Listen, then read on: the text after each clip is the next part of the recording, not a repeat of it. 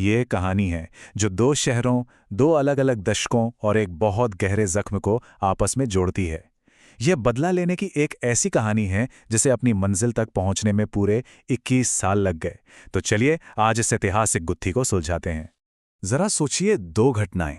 एक 1940 में लंदन में हुई एक हत्या और दूसरी उससे ठीक 21 साल पहले हजारों मील दूर अमृतसर में हुआ एक भयानक नरसंहार। पहली नज़र में देखें तो इन दोनों में कोई ताल्लुक नजर नहीं आता, लेकिन इनके बीच एक बहुत गहरा और दर्दनाक रिश्ता है। तो सवाल यही है कि आखिर वो कौन सी कड़ी थी जिसने इन दो घटनाओं को समय और हजारों मीलों की दूरी के बावजूद एक ही धागे में पिरो दिया। इस कहानी को समझने के लिए हमें वक्त में पीछे चलना होगा। साल 1919 के भारत में पहला विश्व युद्ध अभी-अभी खत्म हुआ था। भारतीय सैनिकों ने ब्रिटिश साम्राज्य के लिए अपनी जानें दी थीं, लेकिन इनाम में उन्हें आज़ादी नहीं बल्कि एक और जुल्मी कानून मिला। इस कानून का नाम था रॉलेट एक्ट, एक ऐसा काला कानून जिसने भारतीयों से उनके बुनियादी अधिकार ही छीन लिए। मतलब इस कानून ने अंग्रेज पुलिस को ये ताकत दे दी कि वो सिर्फ शक के आधार पर किसी को भी गिरफ्तार कर सकते थे और बिना कोई मुकदमा चलाए 2 साल तक जेल में बंद रख सकते थे। ये तो सरासर नाइंसाफी थी। इस नाइंसाफी के खिलाफ एक आवाज उठी और वो आवाज थी महात्मा गांधी की। उन्होंने देश से सत्याग्रह करने को कहा, यानी बिना हिंसा के शांति से इस काले कानून का विरोध करने के लिए। जवाहरलाल नेहरू ने गांधी जी की उस आवाज के बारे में कहा था कि वो नरम तो थी पर उसमें फौलाद जैसी मजबूती थी। और फिर पूरे देश में विरोध प्रदर्शन शुरू हो गए, लेकिन इसकी सबसे तेज आग भड़की पंजाब ने। और वहां हालात तब और भी ज्यादा बिगड़ गए जब 10 अप्रैल को ब्रिटिश सरकार ने पंजाब के दो बहुत ही लोकप्रिय नेताओं डॉक्टर सत्यपाल और सैफुद्दीन किचलू को गिरफ्तार कर लिया। बस यही गिरफ्तारी वो चिंगारी थी जो इतिहास का एक सबसे काला अध्याय लिखने वाली थी। और अब हम आ पहुंचे हैं उस दिन पर, 13 अप्रैल 1919, जगह अमृतसर का जलियांवाला बाग। एक ऐसा दिन जिसकी सुबह तो बहुत मासूम थी, लेकिन शाम दहशत में डूब गई। वो बैसाखी का दिन था, पंजाब का सबसे बड़ा त्योहार। आसपास के गांवों से हजारों लोग मेले में शामिल होने और साथ ही अपने नेताओं की गिरफ्तारी का शांति से विरोध करने के लिए जलियांवाला बाग में जमा हुए थे। ये कोई विद्रोहियों की सभा नहीं थी, बल्कि आम लोगों की एक भीड़ थी। अंदाजा लगाइए, उस दिन वहां करीब 20,000 लोग मौजूद थे। पुरुष, महिलाएं, बच्चे सभी उस बाग में थे जो चारों तरफ से ऊंची दीवारों से घिरा हुआ था।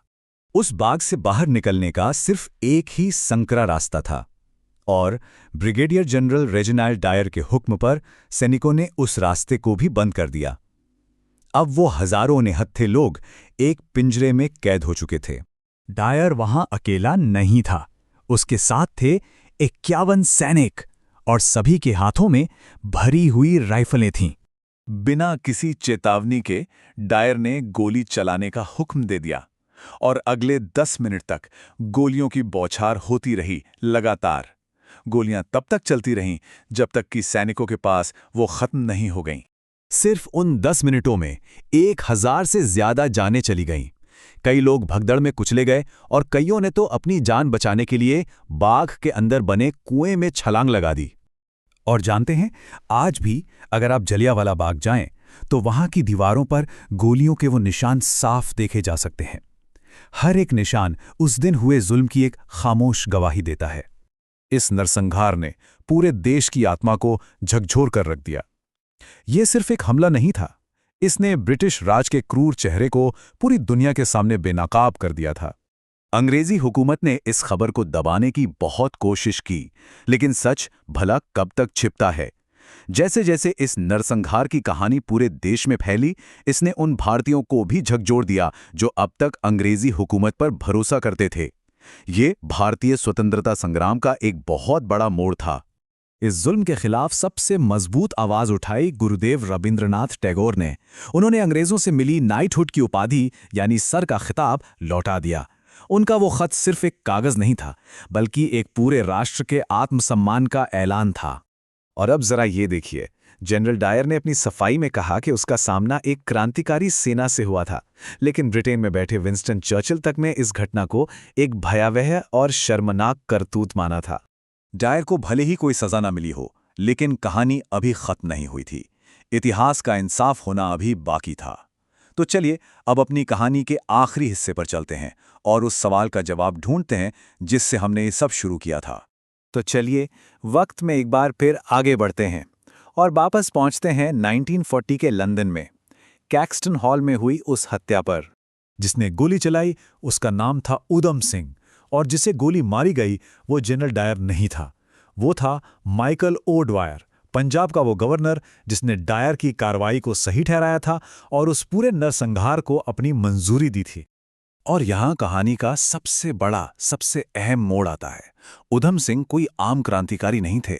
वो जलियांवाला बाग नरसंहार के एक सर्वाइवर थे। एक ऐसे नौजवान जो उस दिन उस भीड़ को पानी पिला रहे थे।